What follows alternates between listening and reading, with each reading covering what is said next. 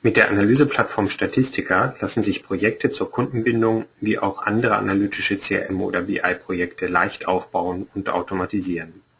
Das vorliegende Projekt-Workspace bildet die Kündigerprognose eines Telekommunikationsanbieters ab. Die zu analysierenden Daten und die einzelnen Analyseschritte sind in Form von verknüpften Icons visualisiert und automatisiert.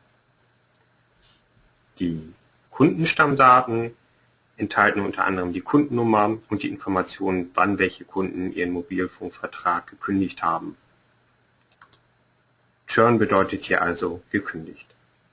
Dokumentiert sind auch Informationen zum gewählten Tarif, zu Zahlweise und eventuellem Zahlungsverzug sowie interne Kalkulationen zum Kundenwert.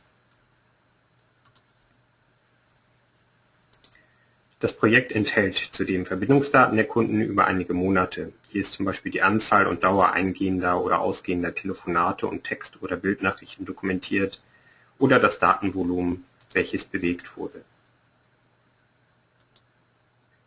Ins Workspace integriert ist eine ETL-Strecke, mit welcher die Daten zusammengeführt, über die Monate aggregiert sowie Anteile und Trends berechnet werden. Beispielsweise kann je Kunde ermittelt werden, ob im betrachteten Zeitraum der Anteil der Anrufe in Fremdnetze zugenommen hat. Anhand der aufbereiteten Daten prognostiziert ein Modell, unter welchen Bedingungen ein Kunde seinen Vertrag kündigt. Hierzu wird ein Boosted-Trees-Modell genutzt. Dieser Modelltyp ist einer einfachen logistischen Regression häufig in der Prognosegüte überlegen. Bezogen auf Validierungsdaten zeigt sich allerdings nur eine mäßige Performance. Ein Liftchart etwa lässt erkennen, dass wenn man jene 10% Kunden betrachtet, die laut Modell am stärksten kündigungsgefährdet sind, man tatsächlich 1,7 Mal mehr Kündiger aufspürt, als dies ohne Modell der Fall wäre.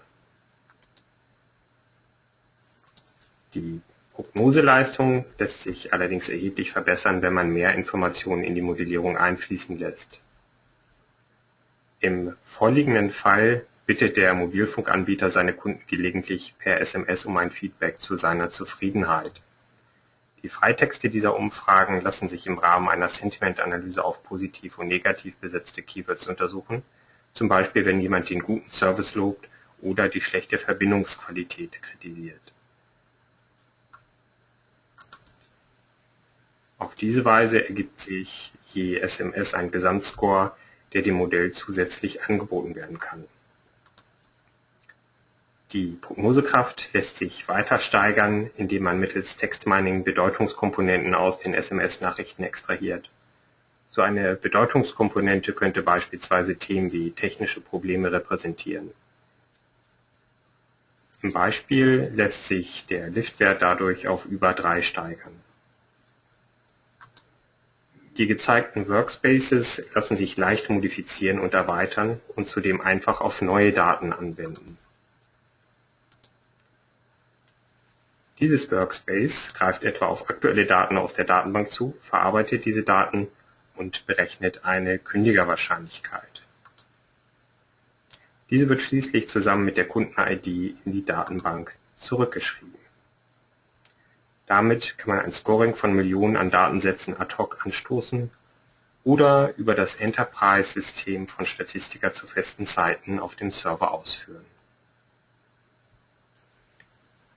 Wenn Sie sich für die gezeigte Statistica-Lösung interessieren, nehmen Sie bitte Kontakt zu uns auf und lassen sich von einem unserer Experten beraten. Beachten Sie auch das ausführliche Webcast zum Thema Kundenbindung optimieren mit Predictive Analytics und Text Mining.